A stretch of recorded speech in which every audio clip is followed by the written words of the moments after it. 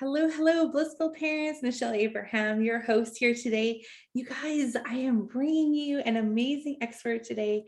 I'm really excited about this show. I've been binge listening to his podcast. I want to introduce you to Kim John Payne. Hi, Kim. How are you doing today? Hi, Michelle. Nice to see you. Nice to see you too. I'm very excited to introduce you to our parents in Blissful Parenting. And I'm going to tell them a little bit more about you. You have been, oh my gosh, your biography and your experience is so extensive. You're a consultant to so many schools across the US and several countries in the world. You've been on so much news media. You have written a book and you have a podcast. And I'm not doing you justice at all, but your number one best-selling book is called Simplicity Parenting, which I have been binge listening. You talk about these principles in your podcast. And I would love to know just right out of the gate, so our parents who don't know you yet, I would love to just share a little bit about how simplicity parenting started and what led you to where you have a number one best-selling book and are a very well-known sought after expert in this field. Yeah, it actually, it's interesting, Michelle, because my journey into this was a little bit unusual. I was training in psychology as a young guy, and I always add really quickly, and I'm okay now. I'm fine. I've recovered from my That's awesome. psychology. But I was living in a group home during the evenings. I would work in a group home for kids who were really struggling, teenagers, 12-year-olds through teenagers. And I was going to lectures during the day. At the time, it was all about Vietnam vets who were coming back and not doing so well. And as the lecturer was speaking about combat veterans who were struggling and how they were struggling and the symptoms and so on, I was thinking, gosh, that is just like the kids in my group home. They're nervous, they're jumpy, they're hypervigilant, they're over controlling, they have night terrors, um, they reject anything and very reticent to do anything new that's new to them.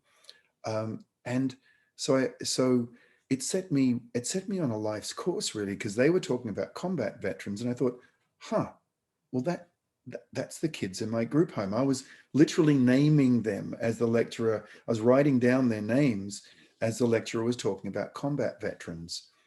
Then when I finished my training, I went off to Southeast Asia, and at the time Southeast Asia was politically very kind of on fire, really. There was a lot of strife there, and I volunteered and traveled in various places, including, I was in the Cambodian, I was in the Thai Cambodian refugee camps and so on. And there again, I saw, jumpy, nervous, hypervigilant kids, over control. But I could kind of get my head around it because these were kids coming out of a war zone. So okay, so they looked like combat veterans, but it was still a bit of a puzzle to me why the kids in my group home looked like combat veterans. So eventually I decided to study this and found a place to study this in the UK. So moved to the UK and began to study it, set up a little counseling practice just west of London. And then it was hard, because through the door came nervous, jumpy, hypervigilant, over controlling kids who didn't like anything new, kids who would push back, fall back. And I thought, hang on, what's going on here? Because these were kids from normal families, mixed racial, mixed socioeconomic, mixed income. Nothing was defined, but they looked like wartime kids. Admittedly, not as intense as in the refugee camps. And I came to think of it as the undeclared war on childhood, frankly.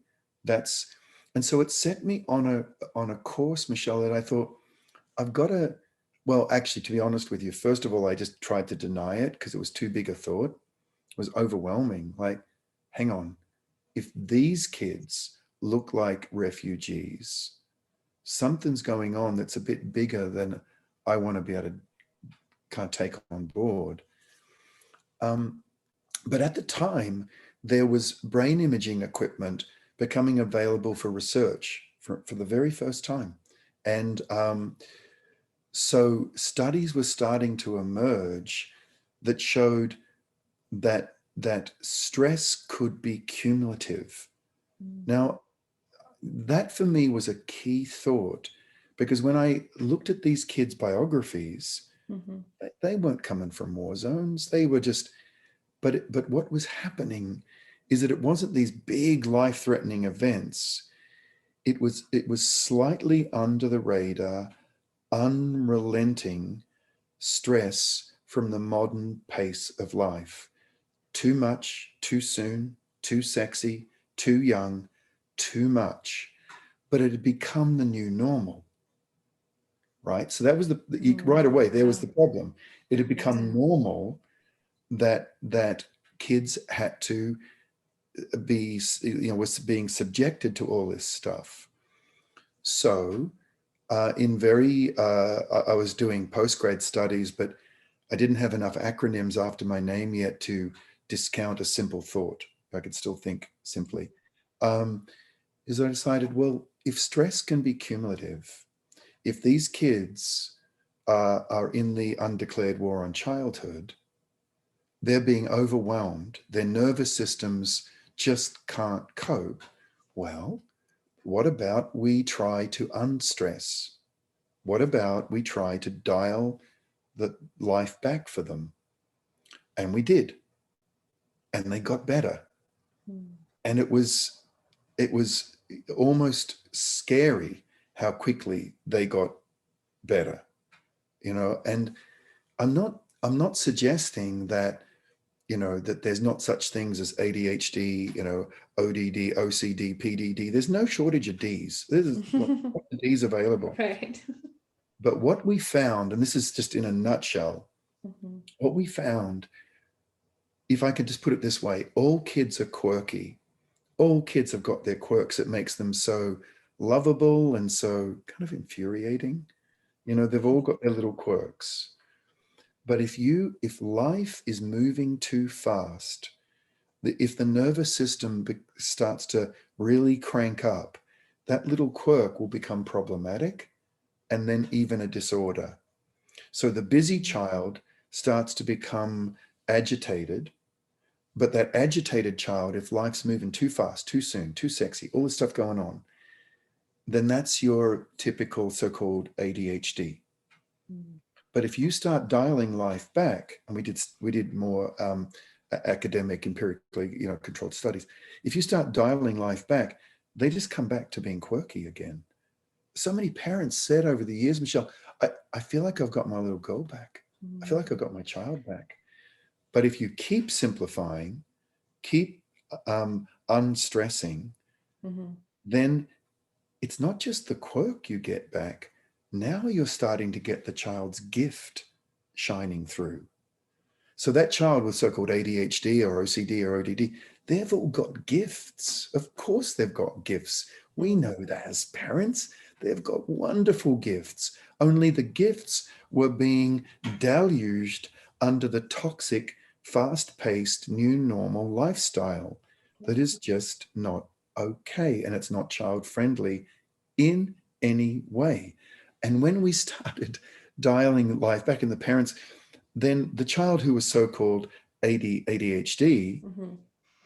they just became the movers and shakers, because now they can say their stuff strongly, but they're saying it at the right time, in the right way, at the right volume, to the right person.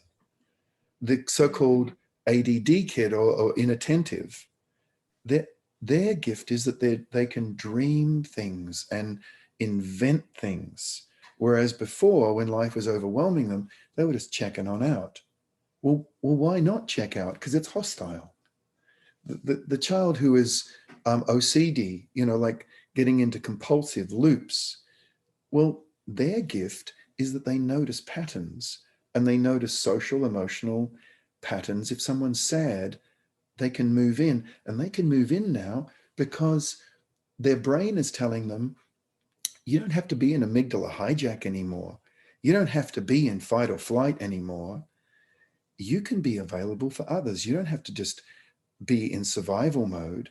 And now the very same kid who was looping around with looping behavior now goes out onto the playground and they're playing Foursquare, and they notice that one little girl, one of their friends, one little child is unhappy and sitting on a wall who normally plays. And go across, say, you okay? Right? Because she's now got the life space to know that little girl normally joins in and plays. And I wonder what, and Wow. these same children become very, very dear. The same kids who months earlier were in an OCD looping behavior. And this is what I've discovered over the years, because we've got over, I think it's over 1,200 simplicity parenting coaches around the world now. Wow. We have this very simple little training. Well, it'd be ironic if it was complicated. Yeah, it would be.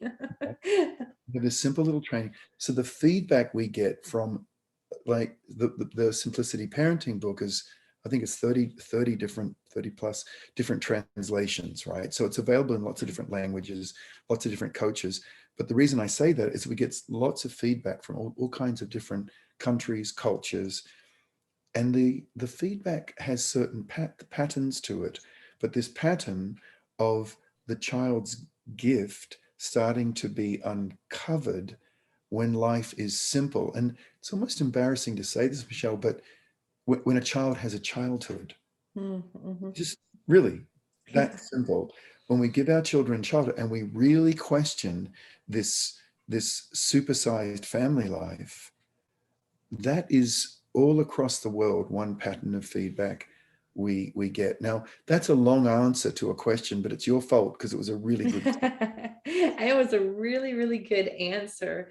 I so appreciate you taking us on that journey with you, because there's so many amazing things that I wanted to reading the book that the number one best-selling book that you did was Simplicity Parenting, Using Extraordinary Power to of Less to Raise Calmer, Happier, More Secure Kids. And I just wanted to share that with our audience. It was the full name of your one of your many books. But I just love the concept of this.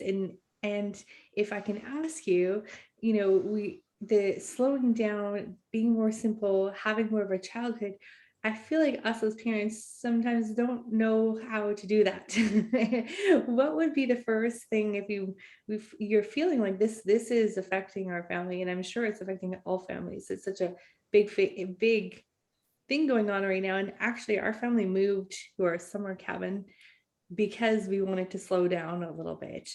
But I still feel like even though we're off the grid, we are a little bit slower down. We're in a smaller community. We're still at that pace. We're still pacing pretty high. Is there anything that you can share with us to help our parents kind of get started or thinking about this? And Yeah, how can we find our inner summer cabin,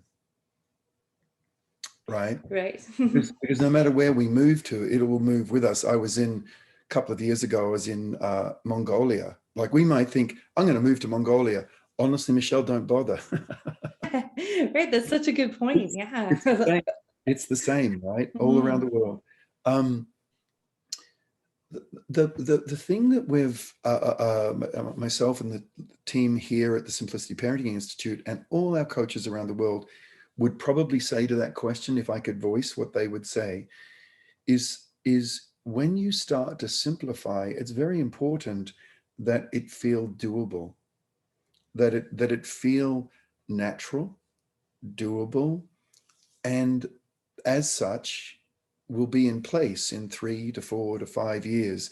It isn't a parenting fad, it's so it, one of the first places to go to is to almost like go to one's instinct and Mhm. say, look, what do we think this has all gotten a bit much for our kids? Is it like the metaphor that I often use is that our children have a little, like, call it a vessel, like their little selves, their beautiful little selves. I'll call it a vessel if I may. And there's a tap, a faucet that's turned on, and that's life that's coming into this vessel. and the water is pouring in, and that's going to school or play dates or sporting clubs or whatever it is. All those things are coming in, homework. And with a lot of kids, there's so much coming, excuse me, coming into their vessel that, and it's all good stuff. I'm not, like, yeah, it's good stuff, but it's too much good stuff. And then now it's spilling over the outside of their vessel. It's spilling, and there's a spillage.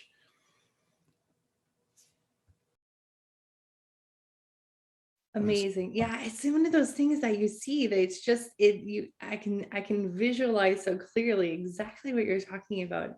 And it's like we're adding the play dates and the after school things. And I heard you say in a podcast this morning that I was listening to about a parent who is then giving their child all these options of what to have for dinner or where to go after school. And it was giving so many options. I'm sure that just adds to the overflowing of the vessel then. And with that overflow, that is what that overflow is in reality, and not just the metaphor of it, is that spillage is behavior. That spillage is anxiety, it's fear, it's denial, it's pushback against us. And it's almost like we've got a decision to make. Do we spend our lives mopping up difficult behavior, or do we turn down the tap? And I vote for turning down the tap, Sounds good to because, me. because mopping up mopping up behavioral spillage is exhausting. Mhm. And what so many parents tell us and our coaches is that when they've turned down the tap, they have so much more energy themselves. Firstly, you don't have to get your kids to all these different places. Mhm. But secondly, when they have their behavioral issues come up, it doesn't take so much energy to sort it out. It's just a little more malleable, a little easier to work out, because we're not spending so much energy mopping up bad behavior. We as parents have got more energy. It's not just the kids who benefit from this. Mhm. Seriously, it's us. I'm assuming that parents could also benefit from this slowing, I want to say slowing down, but it's more simplicity way of being ourselves too, to open up more space for us to then be better parents and be more calm and have more energy. And like you said, not coming from that empty cup of exhaustion when the behavior is overflowing so much. And just a lot of parents have commented over the years, I've been doing this for about 30 years now, how much closer they got to their family values. Like when you're holding that little child in your arms, and they're just a couple of hours old, or in that first week, and you're looking at it thinking, my, you know, may I be worthy of you. Right? And it really does, in those moments, all our hopes, all our dreams for our family, and the closeness that we have, and the support for each other, they can come flooding in, don't they? Did they do that for you? It's like they come flooding in. Absolutely. And what a lot of parents have a real pattern of feedback over the many years now is how, when we simplify, we also start pulling back, frankly, the toxicity of the speed of modern life, Mm. and the values emerge. They haven't gone anywhere. They're just there waiting for us to clear the debris away. Now, you asked a good question, Michelle, like how, Mhm. practically, on the Mhm. ground, how is this done? And one of the first things that simplicity parenting has become like known for is this whole emphasis on decluttering, Mm. on dialing back the number of toys, the number of books, the number of clothes, just simplifying, and the environment. So the environment feels more spacious, really questioning the number of toys and establishing a little toy library Mhm. where you have 20 toys out in a basket or just around if your children are kind of at that toy age. And you get rid of the other 100 that are just inappropriate, broken, kids don't play with them, annoying, unrelenting parental in-laws just can't stop giving them, whatever it is. And then you keep maybe another 20 or 30. The average North American family has about 150 to 200 toys per child. Wow. And that means the 3,000 piece Lego set counts as one. Wow. That's But, crazy. but yeah, we've been counting over the years, and that's about the average number. Now, um, about 20 or 30 go in a box and get put away, and about 20 or 30 books go in a box and get put away, and about 10 books, 10, 15 toys are still there to be played with, and they cycle in and out. They just cycle in, cycle out. A child is not playing with one very much, so they put it aside and a new one comes out. The next thing a lot of parents have commented on is is being more intentional about rhythm and predictability. So having meal times roughly within certain sort of times. To some people even go a little further and say Monday is rice day, Tuesday is pasta day, Thursday is yucky soup day, like whatever. Thursday was yucky soup day in my um, and so on, so that we the children would, they just never had a chance to be fussy eaters because this is just what we had Mhm. on those days. And we would, of course, when one can switch up the toppings or whatever, but the basis of what we're having is right there. But relatively at the same time, little rituals, like we might say a little verse of thank you to the farmers. Mhm. We might light a candle. Why not? Why only have that at fancy times? Why not light a candle, say thank you to the farmers, bless the meal, begin, and then at the end of the meal, no one gets down until they say, may I get down? Right? Just there's a beginning, Mhm. there's an end. Imagine that in modern times. There's Yeah. something begins, Yeah. something ends. All the devices get put away. All the notifications get turned off. And for that time, here we are. Meal times become more rhythmical and predictable. Bedtimes become more rhythmical and predictable. Wake up times and the way in which children wake up more predictable. When you have predictability with children, Mhm. their nervous systems calm, the limbic system in the amygdala calms down, the limbic system in their brain starts, and the frontal lobes start to become activated because they know what's coming next. And when they know what's coming next, and then it happens, then there's a little message, there's a little relaxation that happens, and a little message of, I know this world, I'm Mhm. welcome here, and I'm safe and secure here. And so this rhythm, predictability, and all the little breadcrumbs of rituals, all the little, like a younger child, imagine a 7 or 8 year old, they come into the bathroom. That's my hook. I put my pajamas there because there's a picture of a snail there because my mummy always says I'm like a snail. Cute. And then I get into the bath, but this is my face cloth and this is my one toy that I'm only allowed one because my mum read that stupid simplicity parenting book. And um, and then I get out of the bath and there's my towel and then there's my toothbrush and my cup. All those things are like breadcrumbs Mhm. all the way to bed. They're the little rituals. So the rituals are the how and the rhythm is the when. All these little things that we do. And so many of us do them. We just do quite naturally. What simplicity parenting suggests is just being very intentional. about it. That's fascinating. I just love the image of the towel and the spot. And it's interesting. It's something we've been struggling with in our house. It's like, we don't have anywhere for the kids' backpacks to go when they come in the house.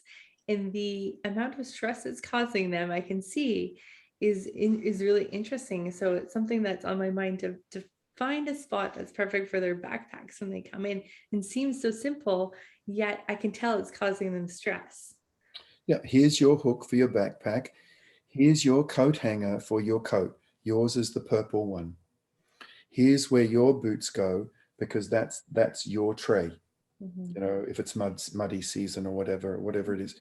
This is where, and here's your cubby where your gloves go there, and then your hat goes above it. And it's just, I know kids are going to dump stuff around, but it's really surprising when you create the container for rhythm and predictability. Even if they do dump their gloves on the ground, it's then so much easier to say, oh, sweetheart, don't forget, or their coat, don't forget, it's the purple hanger. Could you go and put it on the purple hanger, please? It's like, oh, Mom, but it isn't like, I don't know where to put this. Yeah, it's interesting. Yeah, I can see that in my kids when they don't know where something goes. Like, interesting. Yep. Yeah. So that's the second thing. That there's only four things really that we've noticed over the years. Another pathway to simplicity is not so much decluttering, although it's Mhm. helpful, rhythm and predictability and little breadcrumbs of rituals. Yeah. The third thing is dialing back schedules. You know, it's almost like parenting has become a contact sport, or like a parental arms race, you know, where we've got to get more, more, more, more. And it's almost a philosophical thing. Like, do we see parenting as like children's lives as an enrichment opportunity where we've got to get 18 years of stuff into the first 8 or 9 years? Or do we see it as a gently unfolding experience? There's a decision. And one of the things about dialing back scheduling is allowing kids more decompression time, just time to, like a safety release valve, just decompress. And if they get bored, then great. You know, like like boredom is the precursor to creativity. Let our kids be bored. Like if they come and say, Dad, there's nothing to do. My response over the years was, oh dear, that's it.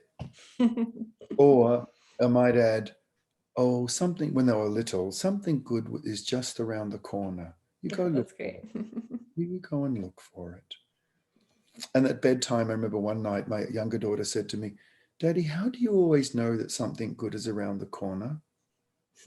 I love that. And I think we know it as parents, Mhm. because when kids are bored and we can resist putting iPads in their hand, or we Mhm. can resist organizing a bunch of play dates, or we can just let them be, then their creativity will start to come out. And it's a lot better babysitter than an iPad. It lasts Right. much, much longer, and it myelinates the brain in the most beautiful way.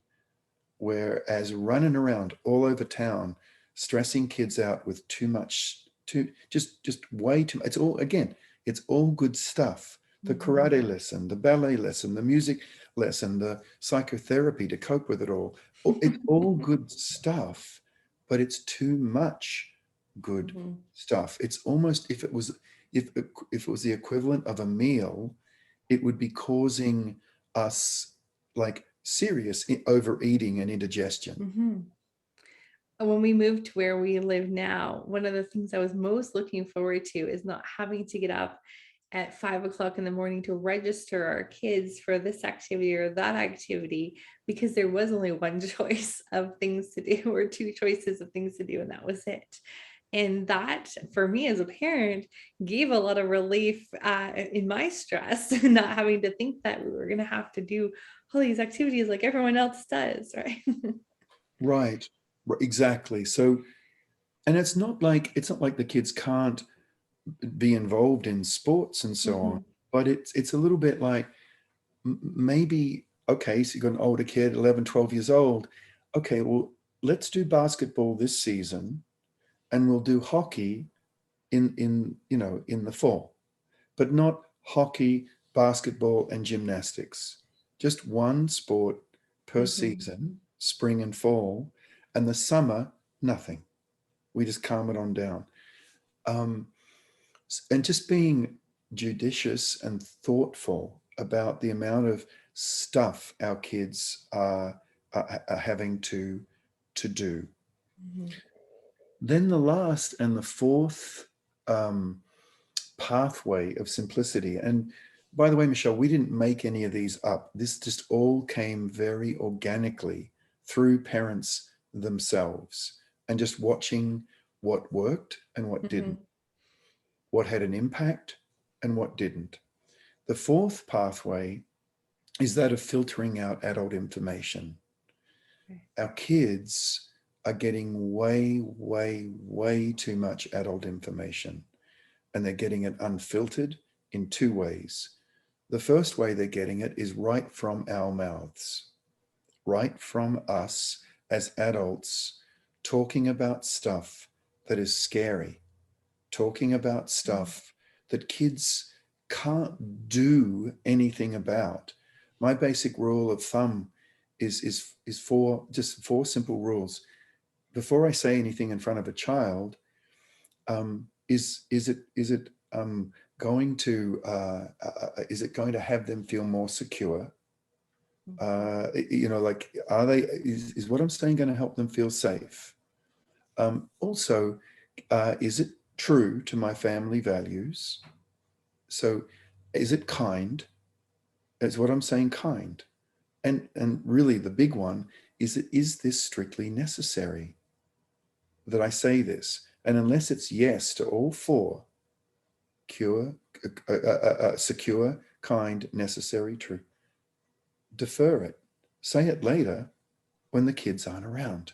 Mm. Just defer it. Um, the second thing is the amount of information unfiltered that our kids are getting via screens.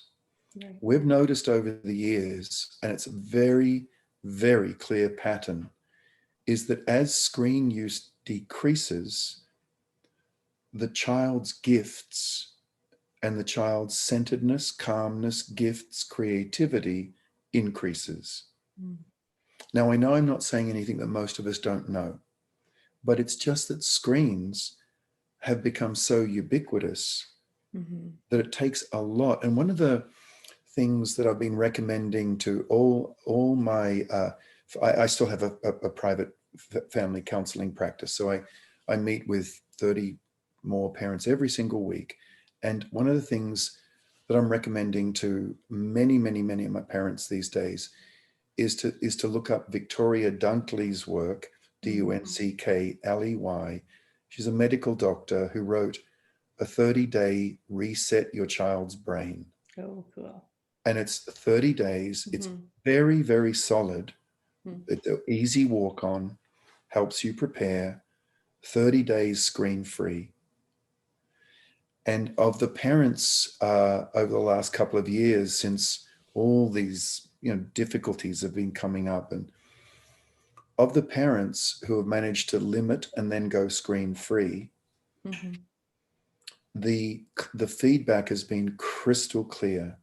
How the children's behavior is improved, their Mhm. creativity is improved, the relationship between siblings has improved, and their academic work has improved. Mhm. And one of the things that Victoria talks about that I certainly can also testify to is how much easier it is to do than we thought. Mm. And probably I'm just guessing now, but only one out of 10 parents ever goes back to the way it was before that 30 days. Wow. That's impressive. So seriously question Mhm. the toxicity of what is coming at our kids. Because I know screens have creative stuff, but it's someone else's creativity. Like, Right. why didn't Steve Jobs have screens for his kids? Mhm. And the reason, someone who was a friend of his told me directly, was that he wanted his kids to be original, quote unquote, Yeah. original, and be creative Mhm. and not replicate someone else's creativity. Mhm. Well, I want that for, don't you want that for your child, Yeah, Michelle? absolutely. So Steve Jobs just made gazillions of dollars packaging it up in this beautiful minimalistic packaging, selling it to us poor schmucks. He didn't have it for his own kids. In fact, many, many, many Silicon Valley execs do not have screens Wow. for their kids. So questioning screen exposure, Mhm. really questioning, is this doing, is this in alignment with our family values? Because often what's coming down the pike on a screen Mhm. is wildly out of whack with what we stand for as a family. Right. The way those characters are talking in that cartoon is just not the way we want to talk to each other in our family, but they will absorb it. Kids Yeah. will absorb that stuff. Even the kids' YouTube channels with the kid actual kids talking with their dolls and playing like watching other kids play with toys is boggles my mind. Why are we watching this when we can be playing right here with our own? Right. And so exactly. So those four pathways of decluttering, Mhm. of rhythm and predictability, of dialing back schedules, and then filtering out adult information. What's interesting, Michelle, is that some parents can plug right in. Actually, I remember a parent right near you, Roberts Creek, on the Mhm. Sunshine Coast in BC. I remember one parent saying, um, we didn't want to do all that decluttering, descheduling, all that. We just jumped right in the deep end with screens. We Mhm. just decided to just de-screen our home. Mhm. And the only screens available was for a laptop for my husband's work, and the children. She had a 12-year-old needed for school, Mhm. and it was only available, strictly speaking, and in it was in family space, not in bedrooms. Screens for kids in bedrooms is a disaster. Mhm. The only thing more disastrous is smartphones. Um, but and that was it. They just de-screened, no TV, like just cut it all out. And I remember her commenting that the changes in their family almost immediately. And I said, oh, within the first sort of 6 8 months. And she said, the first 6 to 8 days. Wow. Yeah, and I've heard that now repeatedly. Mhm. But they jumped in the deep end. Mhm. Honestly, I think taking on the screen one is taking on often a child that's become addicted. Yeah, absolutely. Um, but it might be that just building up rhythm, building up meal times, bed times, just becoming more intentional Mhm. about that is a good place to start. Or it might be, no, no, not that. I want to start with decluttering, Mhm. or wherever it is. It might be, you know what, I'm going to dial back on scheduling. Totally. They should not be doing 2 travel teams per season. It's crazy making. Yeah. I'm going to dial that back. Well, it's really whatever feels at an instinctual level. Yeah, we could do this. I believe in this enough that my kids will know I'm solid, Mhm. that I'm not doing something out of some book. This is Right. solid. Yeah. Oh, I love that. Wow, that makes me want to just rip the band-aid off and go no screens in our house. Very much so. And that makes me a little bit fearful of the what the repercussions of even going there in our house. But I think the outcome is like way outweighs what's gonna happen, the fight that's gonna be put up against it. And the fight, and what you just said, then actually, Michelle, of I'm really fearful of the repercussions. You're in really good company. I haven't heard a Mhm. parent not say words to Right. that effect ever, and then come back and say, because I really believed in it, Mhm. That was way easier than I thought it was going to be. It only becomes difficult if you're wishy-washy about it. Mhm. Then the I see kids that. will argue like they're willing to die on that hill. Yeah. That's so great. I love it. Oh my gosh, I could keep you here all day. I love all this.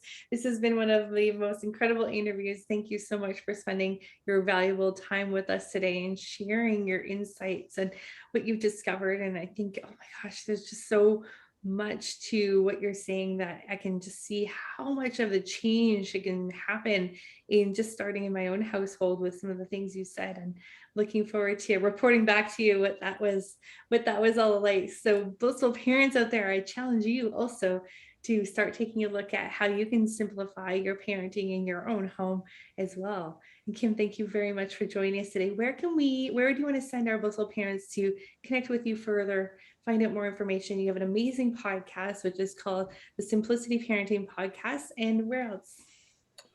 I know what your question means, Michelle, but if I can say, where parents can really connect is actually here in their own hearts, in our own Love heart, it. like with our own instinct, with Mhm. our own care for our children. Really, that's the place, right? But I know what your question I love that answer, though. That's a good really is. answer. Just at Simplicity Parenting at the website, there's a free starter kit, and Mhm. there's really great stuff. Not too much, that again would be ironic, but there's really great stuff in that starter kit, and it's free, of course. And that is the place, if anyone's interested in this, take another step. That little starter kit really walks you through that. Great. Love it. And so, blissful parents, make sure you go check that out. And Kim, thank you so much for joining us today. It's been a pleasure having you. And I look forward to connecting with you again in the future and we can report back all the wonderful things. Come on, blissful parents, let's challenge each other to go out there and make a more simplified simplicity parenting. Make have our kids be raised in a calmer, happier home. I think I'm all for that for sure.